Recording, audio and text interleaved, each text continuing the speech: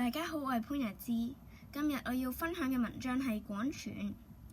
從前有個國家，國入面有個泉水，呢條泉水就係叫廣泉。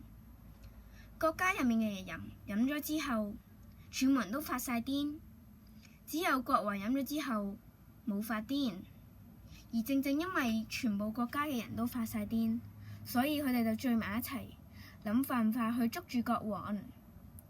呢啲人就向國王拔火罐、針灸、服草藥等等，去想治療呢啲發狂病，可以用嘅方法都用晒啦。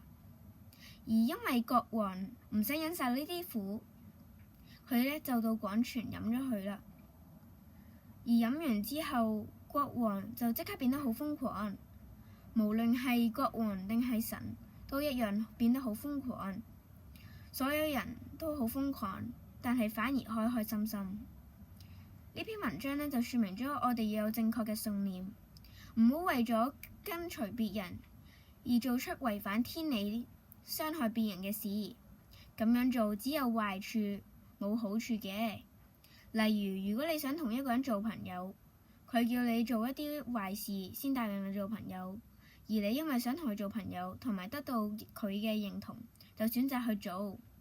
你以為呢個一次半次呢件小事係唔會影響到，但係其實呢個係千錯萬錯。一件事發生咗一次唔代表係小事，而呢件小事可能已經係大事，足足影響咗好多啦。我嘅分享到此為止，多謝大家。